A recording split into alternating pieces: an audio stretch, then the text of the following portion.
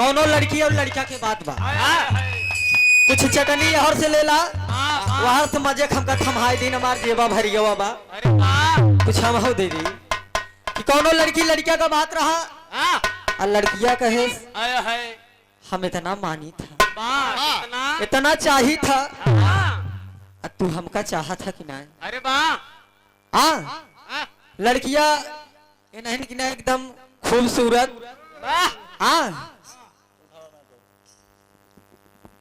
तो लड़किया एक दिन फोन लगाएस, कहे हेलो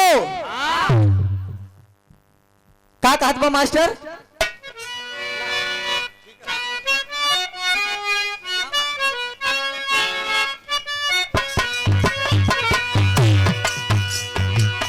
ये वाली बाद में लगाया, सही है, क्या बात है, यह कहना बा बिरह बियो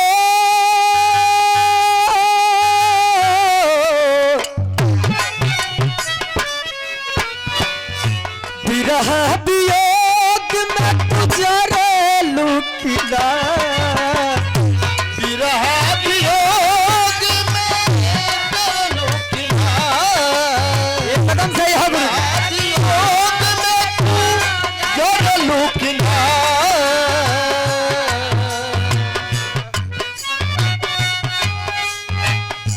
बिरह वियोग में गुजरे लुकिला। देखा तब फिल्म के बात रही, लेकिन हमार कहना का बा अपन रोही तो के याद कबो कर लू,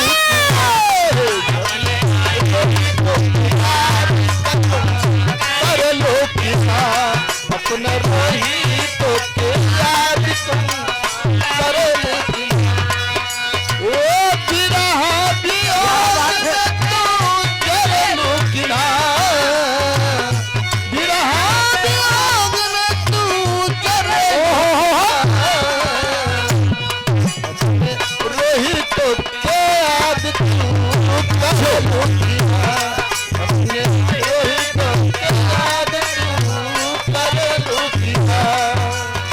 देखा यही जगह हमारे गुरुजी कुछ नई चीज बजावत है। तुम मेरे बाद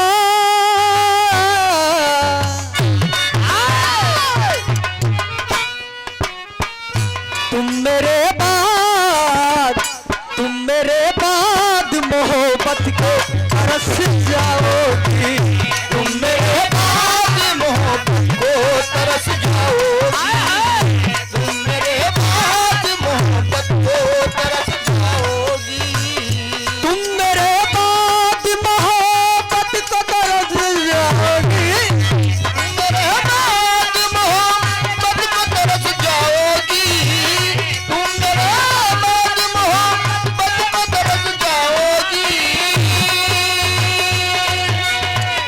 तुम मेरे बाद मोहब्बत को तरस जाओगी। अजनबी शहर है, अजनबी शहर है, चाहत को भुला जाओगी, अजनबी शहर है, चाहत को तरस जाओगी, अजनबी शहर है, चाहत को तरस जाओगी, अजनबी शहर है, चाहत को तरस जाओगी। मेरे आंखों में आंसू देख मुस्कुराते, मेरे आंखों में आंसू देख मुस्कुराती हो, मेरे आंखों में आंसू देख मुस्कुराती हो, ना ही तुम दूर जाते ना ही पास से आते,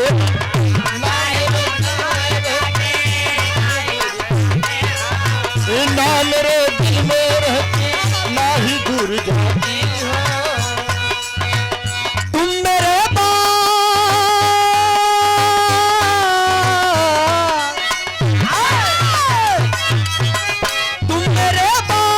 मोहब्बत को तरस जाओगी, तुम मेरे बाद मोहब्बत को तरस जाओगी, तुम मेरे बाद मोहब्बत को तरस जाओगी,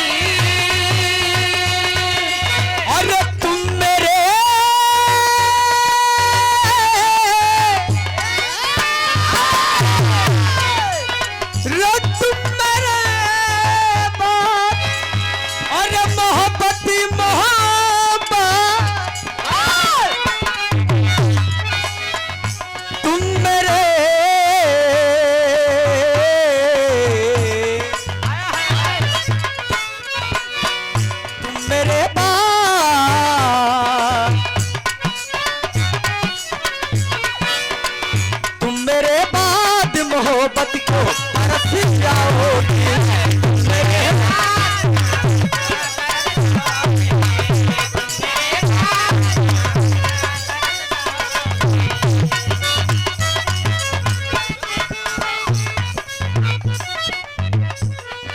देखा दर्जिया आप उधरों से सुना लेकिन हमारे मास्टर साहब कुछ हरकत करते हैं देखिए अब आई हमका बताइन कि बड़ा दूबर पाता रहेगा हाँ कुछ भी कहिला लेकिन हम तो को बहुत मानीला अरे दिल से सुना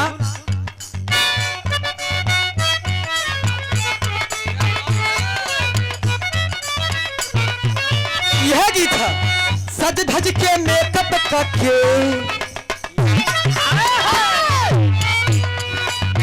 सज धज के मेकअप करके सुघर लागे सज धज के मेकअप करके सुघर लागे सज धज के मेकअप करके सुघर लागे लो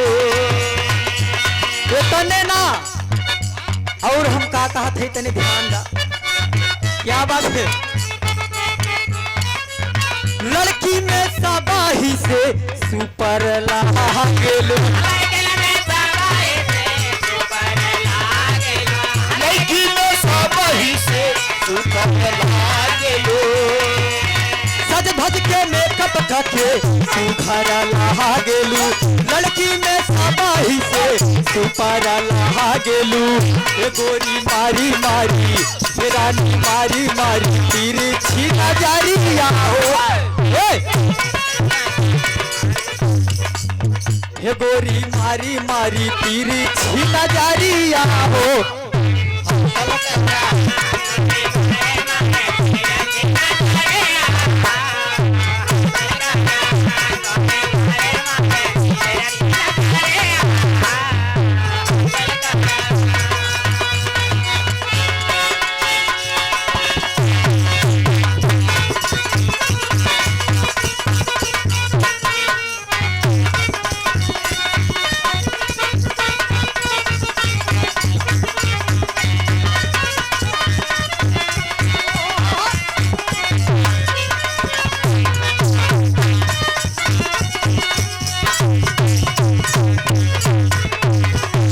अब आई एक बिरहा आप उधर से सुना एक बिरहा इधरों से ले ला बजा के आओ मास्टर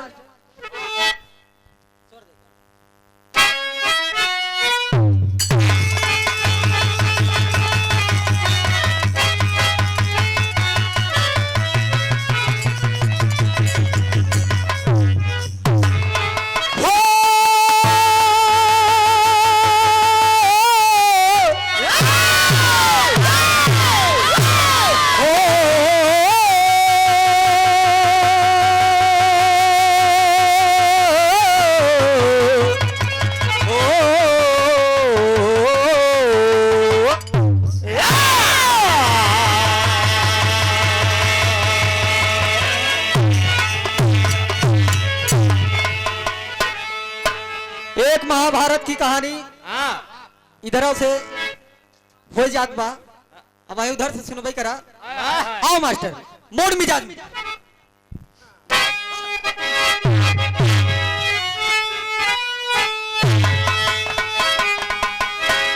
एक दिन माधव कृष्ण मुरार एक दिन माधव कृष्ण मुरार अरे सखा से अरे कहन लगे ललका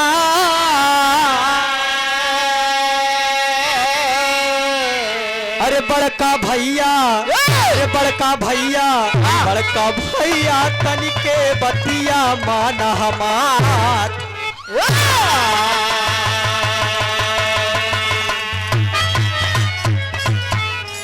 अरे बड़का भैया तनिका बतिया माना हमार ओ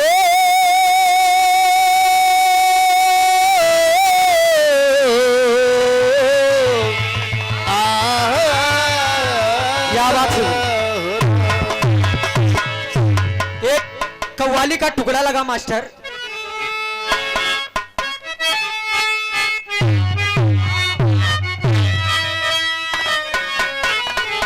कव्वाली के बिरहा सम्राट कभो कभो हमरे हैदर उस्ताद गावे कैसे। अरे मजहब दोनों एक है, ये गावे। अरे मजहब दोनों एक है, बस बदला करीना।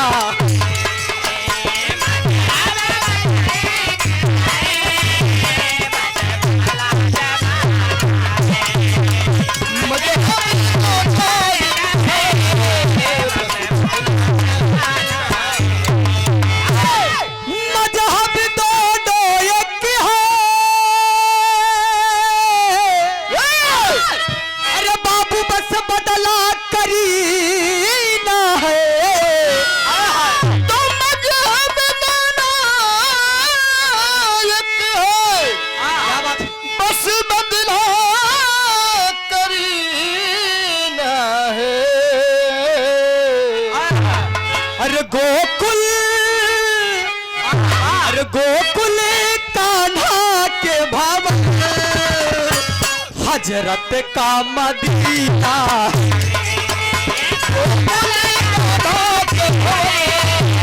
हजरत का मदीना,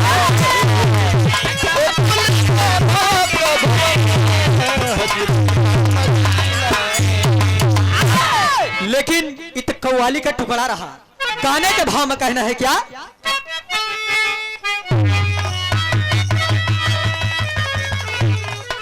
अरे गीदड़ी ना, अरे गीदड़ी ना, अरे बने ना हर चढ़ने से अखाड़े में।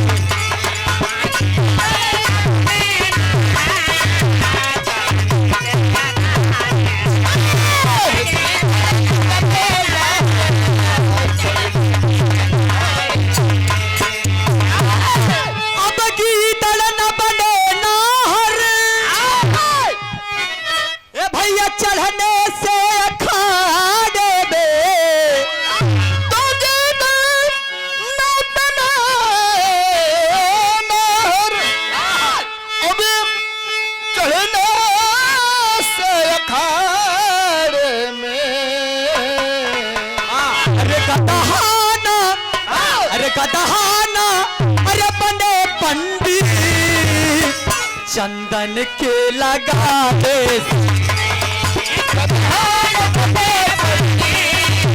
चंदन के लगावे।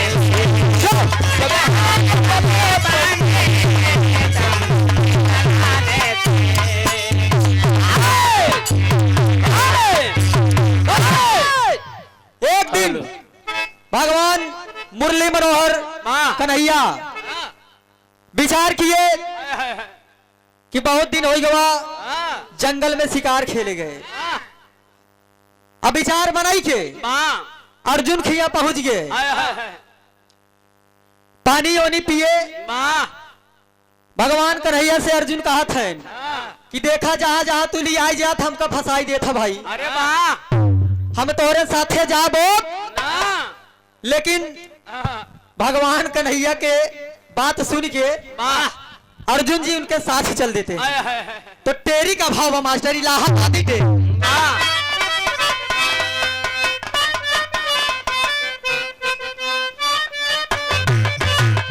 अब आए उधर से इलाहाबादी टेरी सुनवाई की रहा, लेकिन देखा आए हाय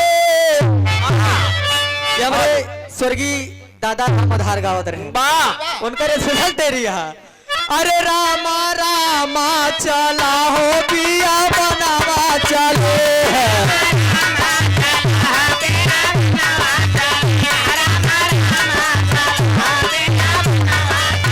तपारथ बनवारी, तपारथ बनवारी, तपारथ बनवारी, तपारथ बनवारी, तो दुर्गौ जनावा घूमेगा बिया बनावा जल।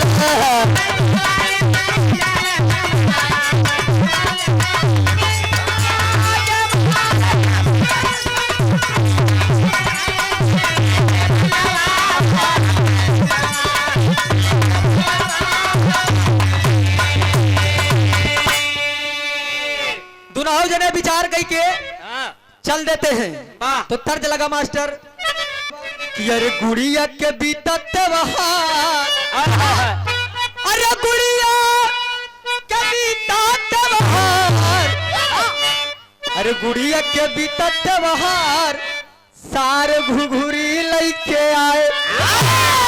लेकिन इधर भगवान कन्हैया और अर्जुन जी करते क्या है कि अरे दुइनौ जने कई के विचार, अरे दुइनौ जने कई के विचार, अरे दुइनौ जने कई के विचार सीधार बिया बनावा दिहले।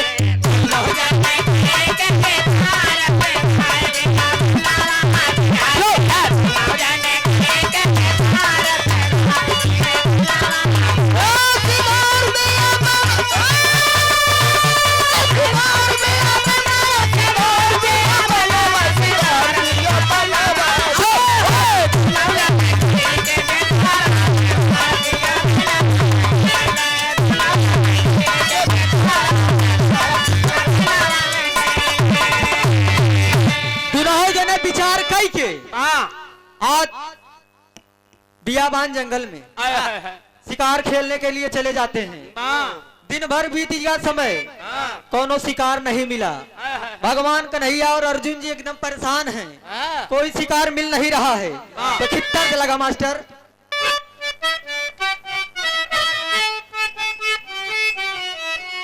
यह कहना बा कि अरे तोहरे भरोसे मैया, अरे मई जागरा। लेकिन इतना तर्ज रहा, लेकिन गाने के भाव में कहना बा अरे मदन मुरारी, अरे पहुंचे गुफादारी मनावा, अरे बोले लागे बात समझाई हो।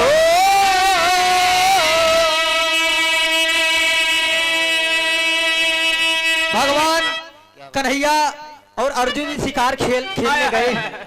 कोई शिकार नहीं मिला, भूख प्यास के मारे जान जा रही है, कोई चारा नहीं है बाबूजी। जंगल में देखते हैं कुटिया बना हुआ है, तो करते क्या है अरे मदन मुरारी पहुंचे अब गुफादारी मनावा, अरे बोले लागे बात समझाई।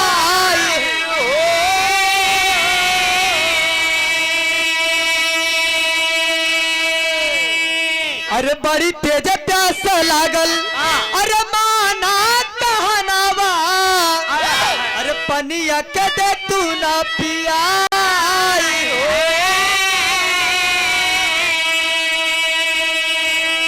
अरे लोटावा में पानी लेके, अरे बुढ़िया मनावा, अरे बाबू सामने गईली देखा।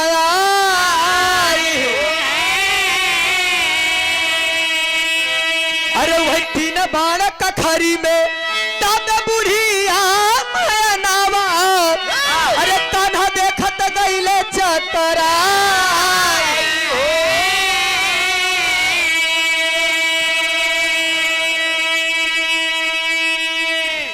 भगवान कन्हैया अर्जुन जी प्यास के मारे जान जात बा। देखते हैं जंगल में कुटिया बना हुआ है। जब कुटिया के पास जाते हैं तो देखते हैं कि एक बुढ़िया एकदम वृद्ध अवस्था में बैठी हुई है। भगवान कन्हैया बोल पड़े कि महतारी बड़ी तेज प्यास लागो, पानी पिया।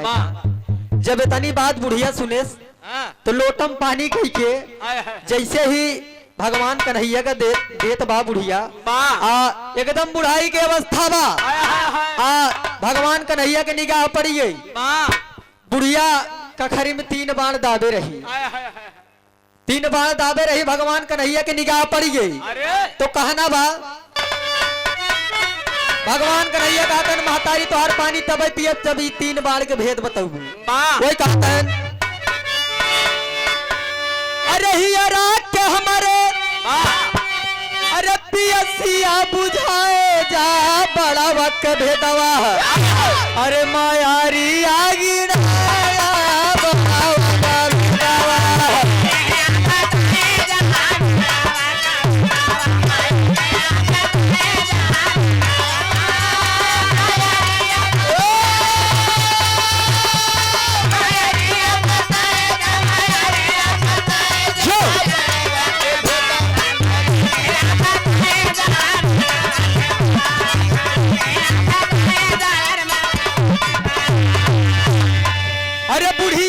हई कि हमरे अरे तीन दुश्मनवा अरे ई बार बढ़ल के नारद जमानवा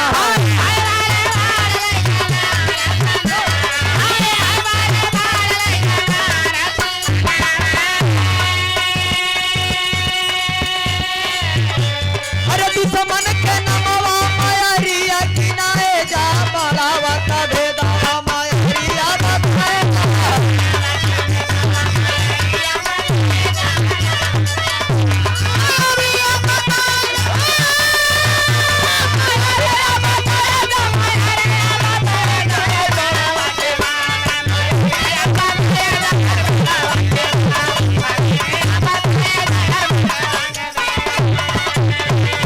भगवान कन्हैया बुढ़िया से बात पूछ पड़े तो बुढ़िया कहत बा बेटवा पानी पीला चला जा घरे ढेर के बाहस जिद करा तो लेकिन भगवान कन्हैया की जिद करे के बाद अब बुढ़िया का कहत बा अरे बुढ़िया कहने लगी ललकार बेटवा माना बात हमार अरे राम घुमई के बिया बनावा चले अरे राम घुमई के बिया बनावा चले तो हमारे जीवन में बाती नहीं दूसरा बनावा घुमई के बिया बनावा चले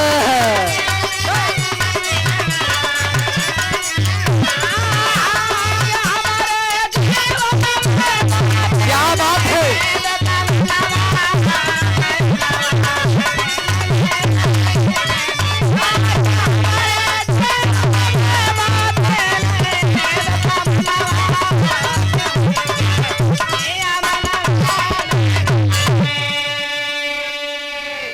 हमारे जीवन में बा तीन दुश्मनवा घूमई के बिया बनवा चले बुढ़िया कहत बा बेटवा हमारे जीवन में तीन दुश्मन है नहीं बरी तीन बार लेक टहरत है तो कहना बा मास्टर साहब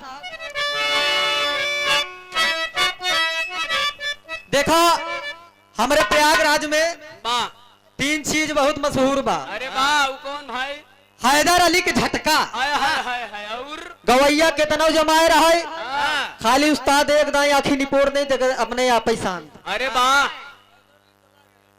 चला गए तो बात के बात बा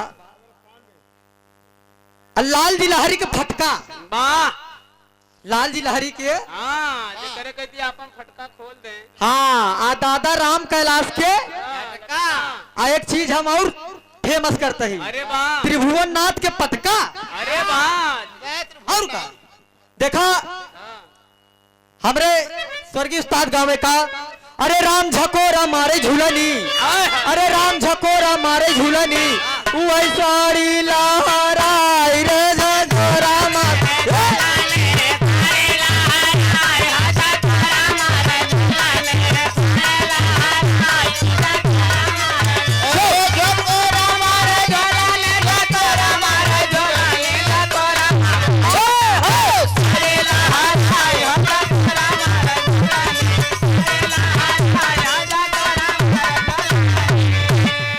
लेकिन दादा राम कैलाश का गाँव है कुर्ता टोप पकड़े सुनाई वाले मित्र दुल्हन पेरा था अरे वाह जैसे जैसे फूटा में भैंस बिना चारा के पेरा था हाय हाय हाय गावे वाह का गावे दादा कि हाय मोरे राम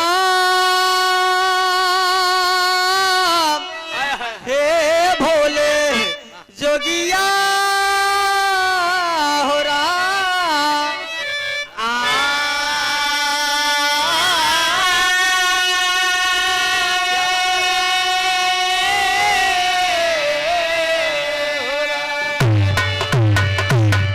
दादा गावे कैसे कहा एक बात मेरी सजनी अरे एक बात मेरी सजनी अरे गठियाला चुनरिया में बात मेरी सजनी गठियाला चुनरिया में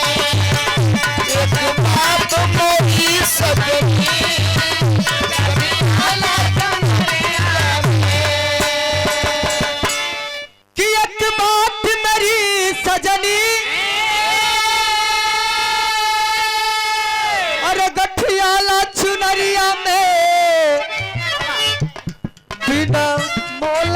बिक जईबू दादा बड़ा लहाई के गाँव है बिना मोल के बिक जईबू माया कई बजरिया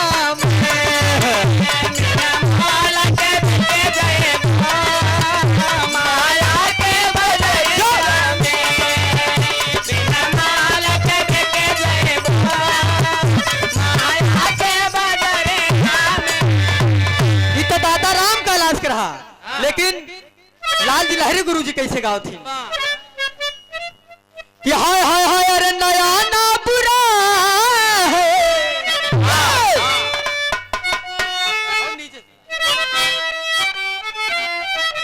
यह गावत थी विराह के प्रेमियों मैं लाल जी लहरी हूँ हाँ आसमान टले बुढ़ी बुढ़ी टले आत्मा तब जाके परमात्मा को शांति मिलेगी कहना है गावत फिर गुरु जी कैसे कि हाय हाय नया ना बुरा है न जाना बुरा है नया ना बुरा है न जाना बुरा है न जाना बुरा है नया ना बुरा है न जाना बुरा है बुरा क्या है ना बुरा क्या बात है न जाना बुरा क्या बात है न जाना बुरा न जाना बुरा नया ना बुरा है न जाना बुरा है इस जमाने में आने जाने में कोई बुराई नहीं है लेकिन बुरा क्या है हसीनों से दिल हसीनों से दिल का लगाना बुरा हसीनों से दिल का लगाना बुरा हसीनों से दिल का लगाना बुरा हसीनों से दिल का लगाना हसीनों से दिल का लगाना लेकिन मास्टर साहब हमारे गुरु जी का गावत है यह गावत है कहा ये राजा कहा हाय हाय हाय हाय हाय हाय राजा जाड़ा में आई नहीं जाता हे राजा जाड़ा में आई नहीं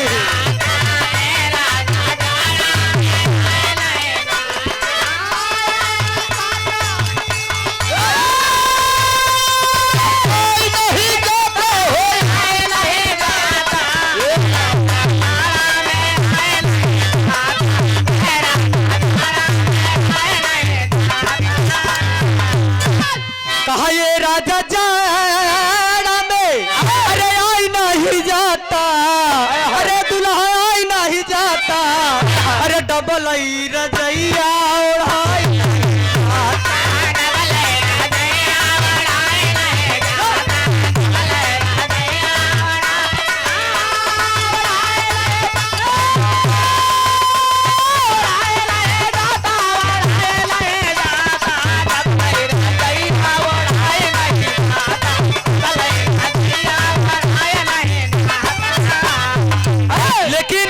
इधर बुढ़िया भगवान कन्हैया के बतावत बा का मास्टर अरे कहा एक बार मरबई अरे राम एक बार मरबई वही यशोदा जी के तान के एक बार मरबई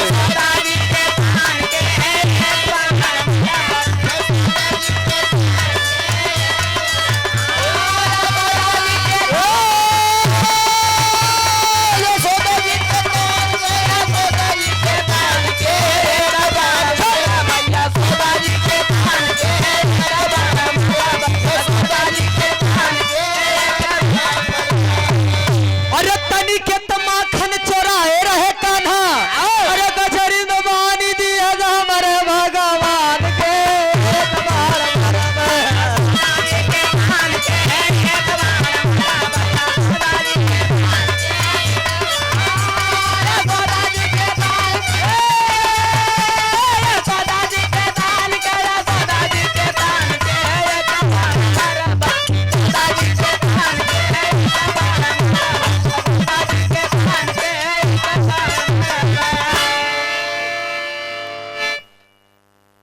बुढ़िया कहत बा हमारे जीवन में बेटवा खाली तीन दुश्मन है।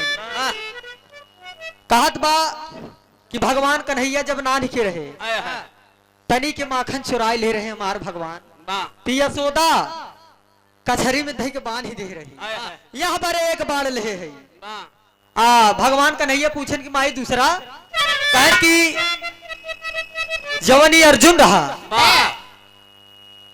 महाभारत की लड़ाई में हमारे भगवान कन्हैया से रथ हाके काम करवावत रहा, कहे कि दूसरा बाढ़ ओकरे भरे, कहे तीसरा बाढ़ महतारी, कहे तीसरा बाढ़ द्रौपदी बड़े। जब द्रौपदी का चीर हरण होत रहा तो जब द्रौपदी भगवान कन्हैया के याद करे तो भगवान कन्हैया नंगई बाव चला गए सभा में लाज बचावे भी, कहा तीसरा बाण वह बरे रखे है। तुम्हें कहना बा आल्हा के भाव में मास्टर। हाय हाय हाय हाय अरे बालेपन का रूप कान्हा, भगवान कन्हैया का है कि महतारी अगर भगवान कन्हैया के तीनों जैसे जैसे मतलब कि भगवान जब कन्हैया नानी के रहे तीनों अगर रूप दिखाई दे महाभारत वाला, जब भगवान कन्हैया द्रौपदी के लाज बचावे गए और जब माई यशोदा बांधे रहे कचहरी में, वही कहा थे भगवान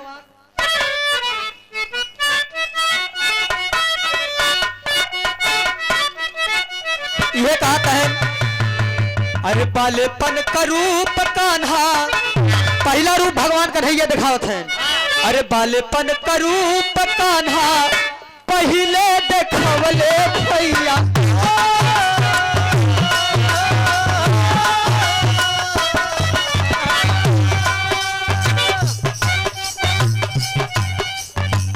बुढ़िया पकड़ाई चली सुना श्री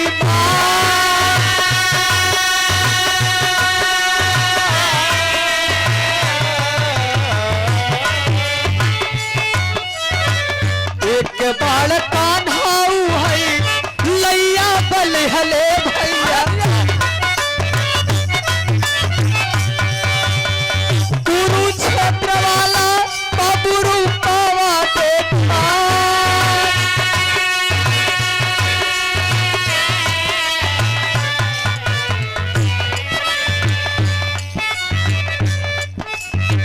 दूसर बाल कान्हाऊ है लैया बलि हले भैया,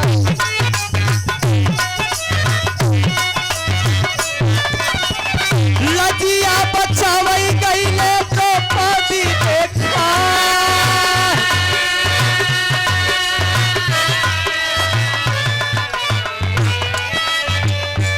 ले रहा भगवान कन्हैया बालेपन का रूप दिखाए, कुरुक्षेत्र का रूप दिखाए, द्रौपदी का लाज जिस समय बचाने गए थे वो रूप दिखाए। जब तीनों रूप दिखाए तो बुढ़िया करत काबा पहला शराब बुढ़िया यशोदा के दिहली भैया,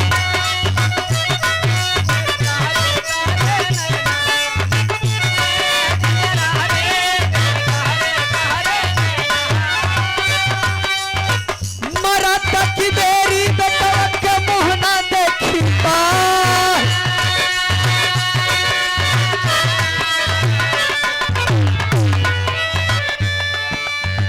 दूसरा शराब बुढ़िया द्रौपदी के दिहली भैया,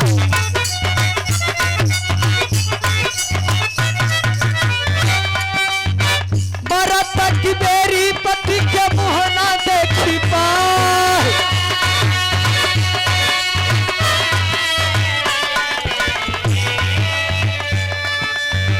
तीसरा शराब बुढ़िया अर्जुन के दिहली भैया, धनु होया बाण सुना रखा रही जाए,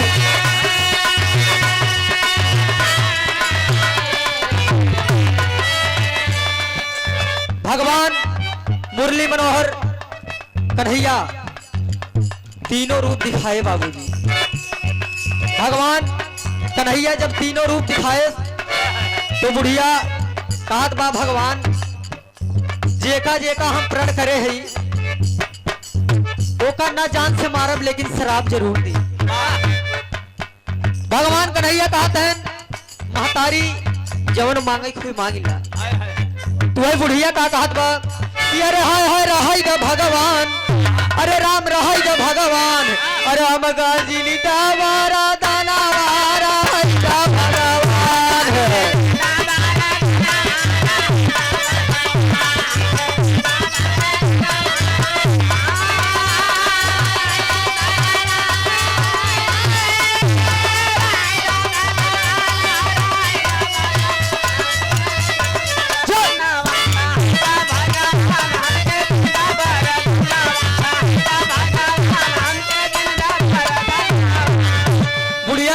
भगवान देखा जब जब तू यह धरती पे अवतार ले तब तक सबके धोखे दे यहाँ कन्हैया के रूप में जन्म लिया। रात ही रात जेल से रवाना हुई गया। हाँ भगवान राम के रूप में अवतार लिया तो 14 साल तक बनाई में टहरत रहा। अब हमारे पेट से जन्म लेबा पता नहीं हमको सुख मिले कि नहीं। हाँ तो लास्ट में कहना है मास्टर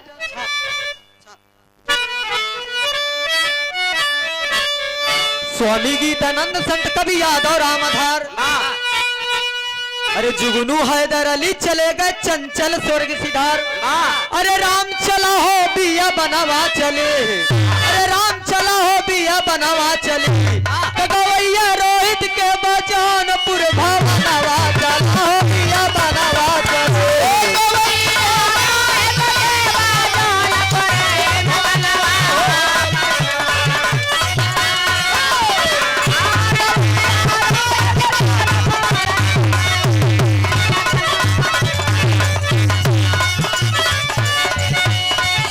सुहाने लड़कपन के